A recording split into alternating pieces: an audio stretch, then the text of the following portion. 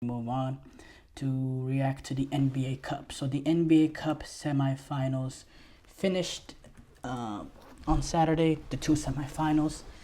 Um, Not gonna lie, wasn't the most entertaining semifinals. Both games didn't really come down to the wire. I think the Hawks had a good late, good run at it in that third quarter, but overall just couldn't overcome, you know, Giannis, Giannis's great game, really putting it on the line. We knew he was always going to be big in these one-off games. He was always going to give it all, his all. You see the way he plays in the All-Star games. Now with the opportunity to reach a final, he was giving everything he had. I do think, if there's people that will treat this seriously, it is the Europeans, because the Europeans, they have that. Number one, they're used to, the football system of, having the league cups and having, domestic cups outside of the big prize. In this case, the NBA Finals. And they're used to it, and the Europeans are used to it in their culture, and they treat it seriously. So adding an NBA Cup, it was always going to be treated extremely serious by the European guys, because they understand the importance of domestic cups, domestic trophies. A domestic, I mean, is like within the country, because obviously soccer is a little bit different. There's domestic cups, then there's continental cups, then there's even like world cups.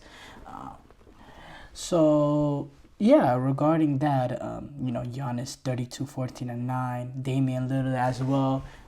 We know his pedigree of being a real clutch player in this league. He went off as well for 25, 76, big plays down the stretch as well for Damian Lillard. By the way, he missed practice. So Chris Middleton, those two are expected to be back for that final that we'll be previewing later. But look, Hawks, they went on a really good run in this tournament. It was unexpected, just like their runs, their playoff runs.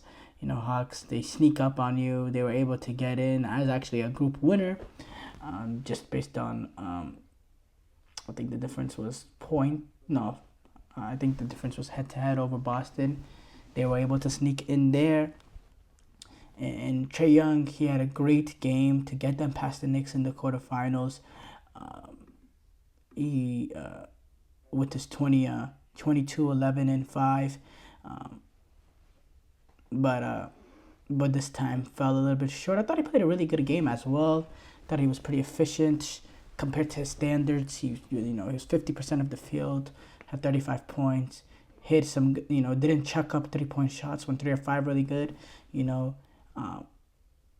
had 10 assists, even had 7 boards, which is, higher than his 4 rebounds that he does average per game this season. Yeah, it's just at the end of the day, I think the Bucks are finally starting to figure it out as a team after their god-awful start to start off the season. They've climbed up to 5th in the Eastern Conference. They're 8-2 in their last 10 games. Just seems like Doc Rivers has finally got some breathing room with this Bucks team, and they're starting to figure it out. And now they get to play a one-off final against OKC. I'm so excited to see that.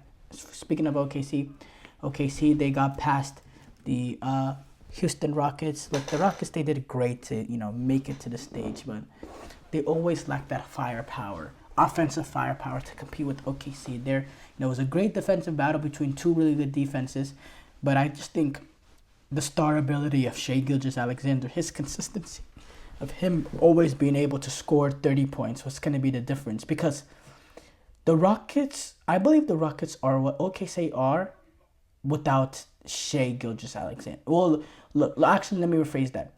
This current OKC team without Chet Holmgren is exactly what Rockets are, minus the fact that one team has Shai Gilgeous-Alexander and the other team doesn't. I think both teams have a lot of guys that can give you, that can give you a 25 on any given night. I think Houston has that with, Van Vliet, Sengun, Jalen Green, even Dylan Brooks. You can add him in the mix as well. Players that on any given night they can give you 20, 25 points, but they don't really have that consistent 30-point per game guy. OKC has a lot of players that can give you 25 points on any given night as well. Hardenstein, Lugan Stewart, Jalen Williams.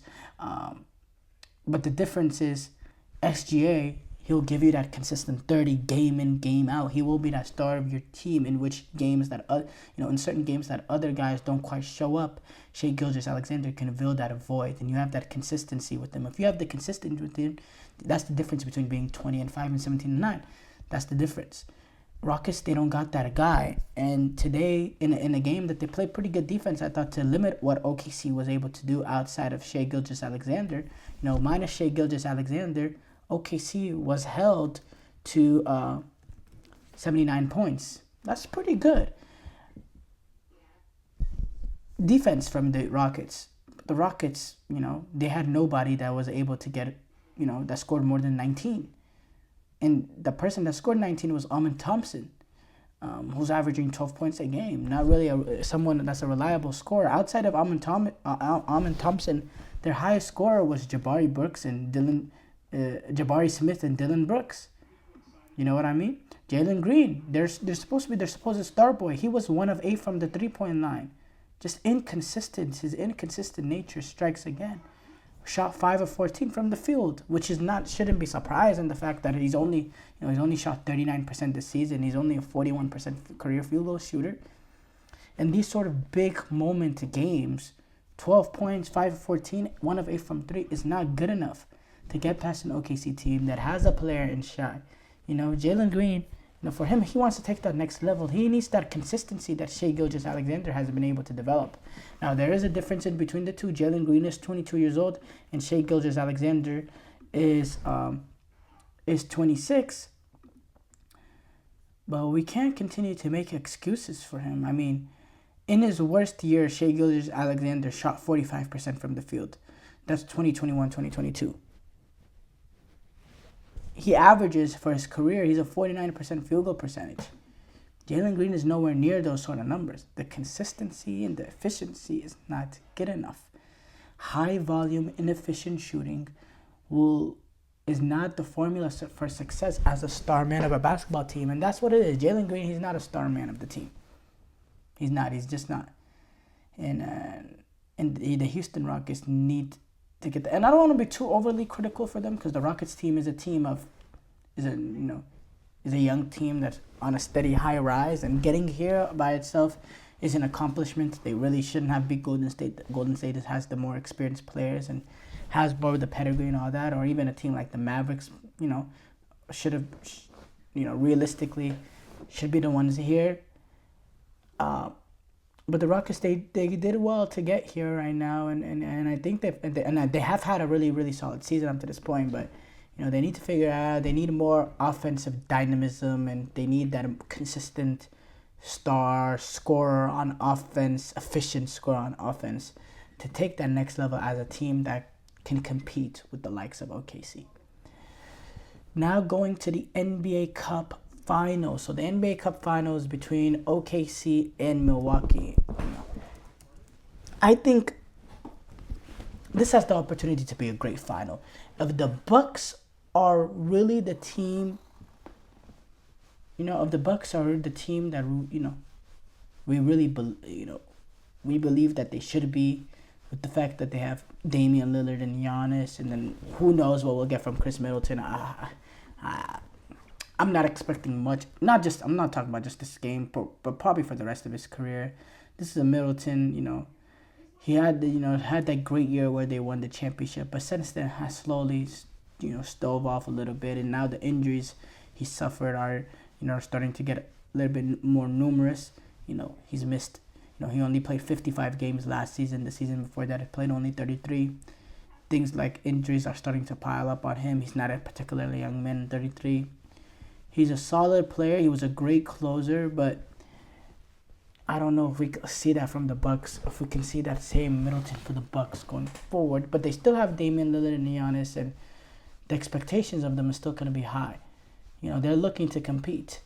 And in their last 10 games, they look like a team that can, finishing 8-2. But the problem is now they're going up against a juggernaut in OKC that are high-flying, number 1 in the West, playing some really, really good football. Really, really good football. Really, really good basketball.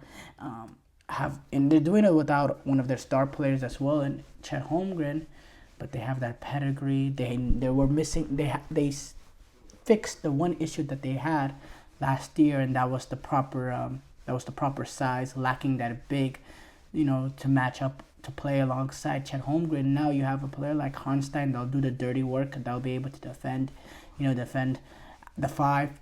I think it completely changes the outlook for them. They also were able to replace Josh Giddey with someone that can help them win now a little bit more. So Alex Caruso, a plug-and-play kind of guy, a great role player.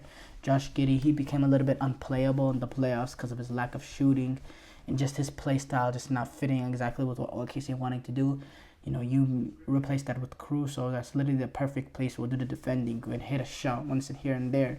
We'll do all the effort, hard work. I think obviously the ceiling is bigger with Josh Giddey, but, Caruso was going to help them win now more. And that's exactly what OKC has, did with that move. And I think they've improved their team from last season in a significant way. And now they're sitting 20-5. That is an absolute juggernaut that Bucks are going to run into this one. So look, if I had to lean the slight favorite, I will. Oh, that's difficult. Because I don't want to choose against Giannis and Damian Lillard in a one-off game, but this OKC team is just so electric, young, youth. I think they are overall the better team as well. Oh, this is going to be difficult. Man, this is going to be difficult. I don't know which direction I should go.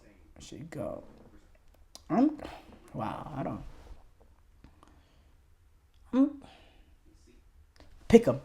I'm gonna do the B where we're at. I'm gonna say this is a pickup. I don't know. I'm gonna split it 50-50. Split 50-50. I can't really lean either way.